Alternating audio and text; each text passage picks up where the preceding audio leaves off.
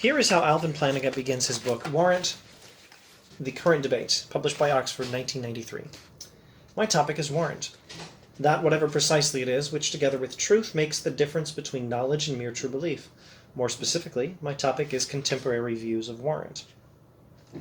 So, epistemologists, that is, philosophers who study knowledge, have, roughly since Plato's Meno, been working on figuring out the difference between knowledge and mere true belief.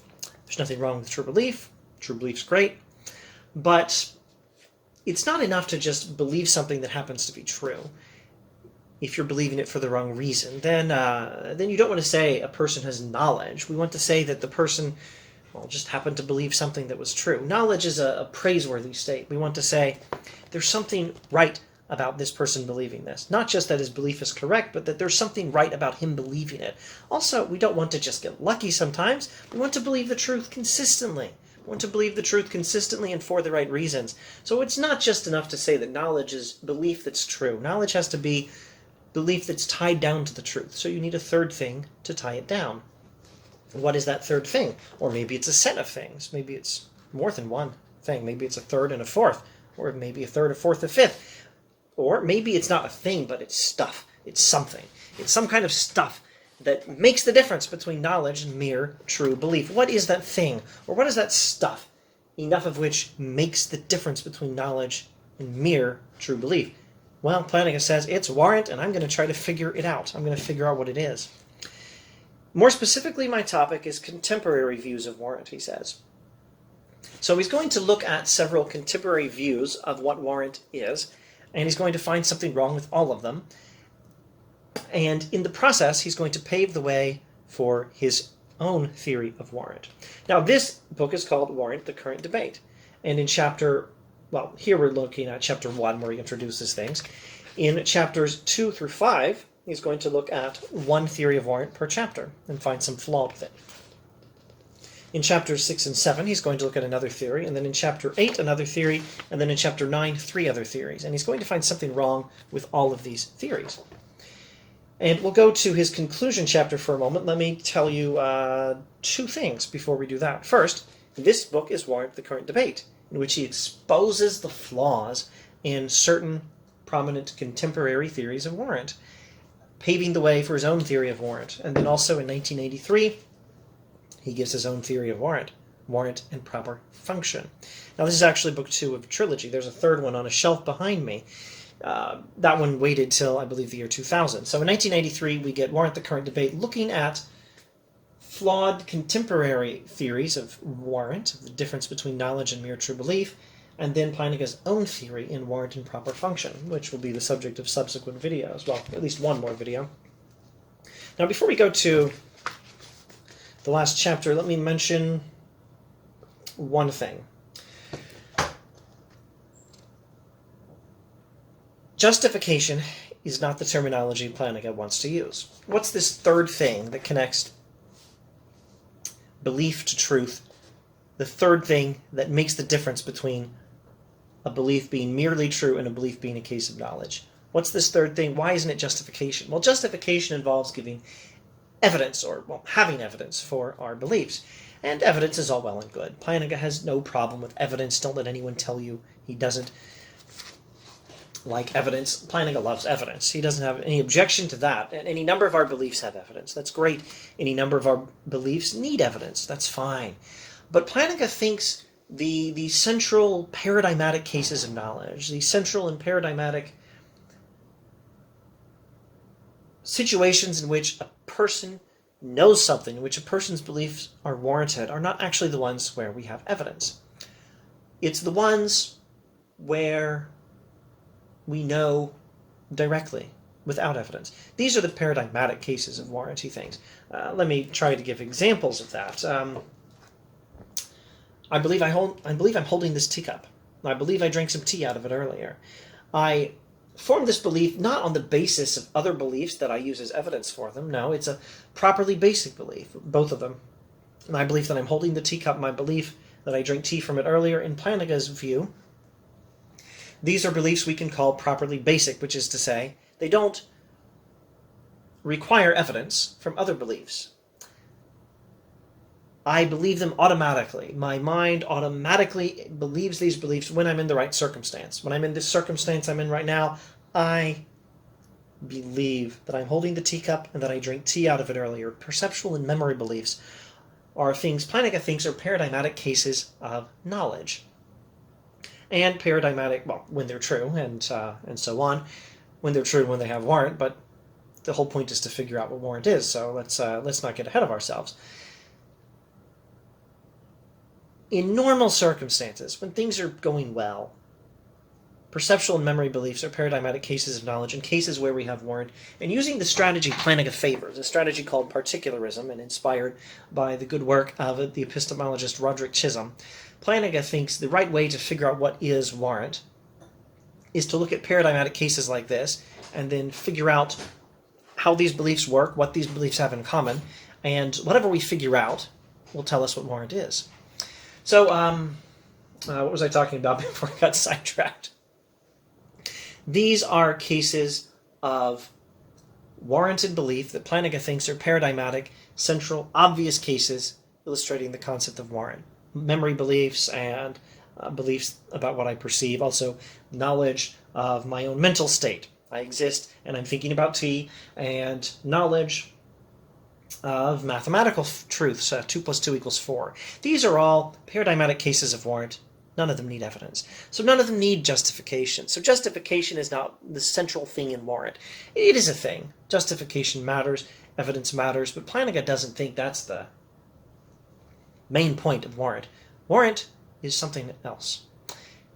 It may involve justification for some beliefs, but for these paradigmatic cases of warrant, memory beliefs, perceptual beliefs, beliefs about mathematical truths, beliefs about my own mental state, beliefs about other minds, all the Thomas Reid-style common sense beliefs, in fact, all of these are beliefs that are usually paradigmatic cases of warranted beliefs and known beliefs. They're not just beliefs that are true, they're beliefs that are knowledge. Figure out enough about those beliefs and you'll know what makes the difference between true belief and knowledge. So justification is not the terminology he will use. He notes on page 5 of the introduction chapter that he's now officially switching his terminology. In the past, he's used phrases like positive epistemic status. Now he's moving to the term warrant. Now, what is warrant? What's wrong with all these theories of warranty surveys from chapters 2 through 9? Page 212 in the conclusion chapter, the idea of proper function figures prominently in the difficulties with the main current views of warrant. That suggests that this notion is much more deeply involved in our idea of warrant than is currently recognized. That suggestion, I think, is no more or less than the unvarnished truth. So, the concept of proper function is central in the concept of warrant. Now he's going to need another book to explain that, but let me try to give a slightly clearer explanation of what he's talking about here.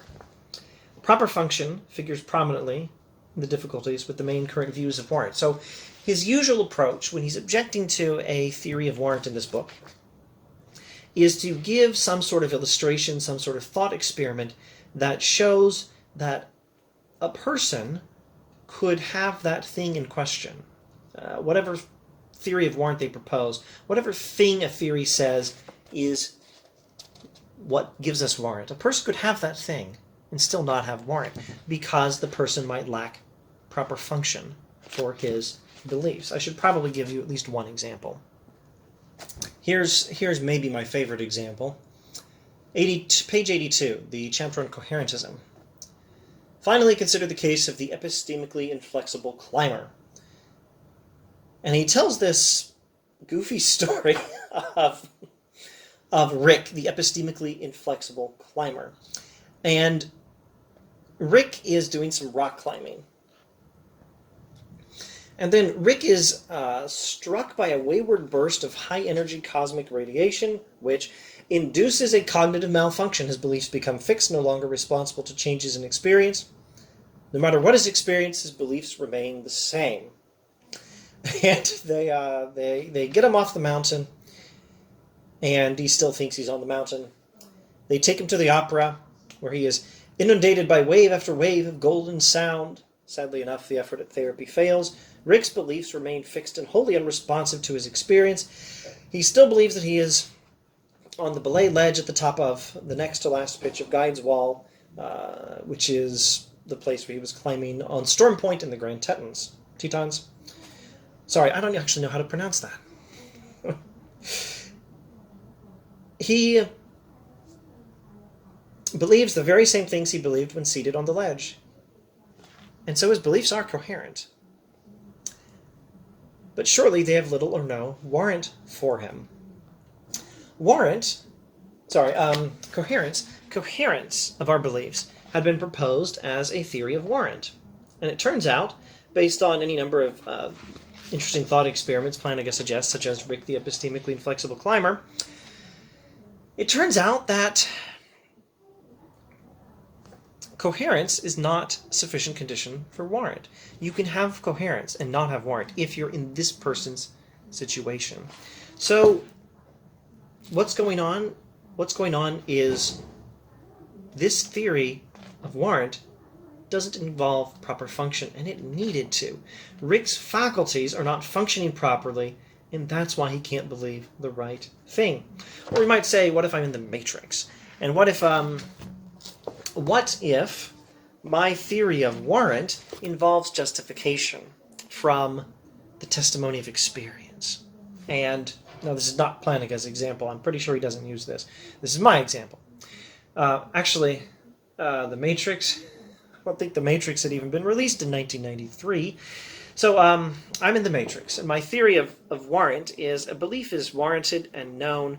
The difference between knowledge and mere true belief is this, that a belief is known because it has warrant if it's also true. Let me rephrase this. My theory of justification is, hypothetically, my theory of warrant, hypothetically, is that a belief is known if it is true and also has warrant, and it has warrant if it is formed from sensory experience. And if it's not a direct product of sensory experience, then it is justified by sensory experience. So let's say I'm also extremely careful to justify all of my beliefs very carefully using solid inductive reasoning based on my sensory experiences, but dang it, I'm in the Matrix and I don't even know it. I don't have any warrant for any of my beliefs, do I? My faculties are not functioning properly. Or if they're functioning properly, they're not functioning properly in the right environment. I'm not designed. My sensory apparati are not designed to function in the Matrix, designed to function in the real world. So I don't have any warrant in this situation. Why? Because there's no proper function. So a theory of warrant has to involve proper function, Plantinga thinks. That's the problem with your average contemporary theory of warrant. That's where the current debate has so far not produced the right answer. Page 213. Accordingly, a good way to characterize our concept of warrant is to specify the conditions governing the central paradigmatic core, together with some of the analogical extensions and an application of the analogical basis of the extension, which is to say, Plantinga is going to figure out what our idea of warrant actually means. And he's going to do so by looking at central paradigmatic cases of warrant. And these are going to be cases where, by proper function alone, we have beliefs which are true, and which are also knowledge, and which therefore have the difference between knowledge and mere true belief. And these are all going to be those properly basic beliefs. They're all going to be beliefs on the order of Reidian common sense beliefs. Memory beliefs, beliefs about other minds, perceptual beliefs, truths of mathematics, and so on. Now, when I say proper function, I'm not speaking clearly at all. Not where Plantinga is concerned, because in Warrant and Proper Function, he's going to give a description of what this concept of proper function involves. And it's not just that our faculties for believing things are properly functioning faculties. There's going to be more than that, and we'll have to talk about it in the next video.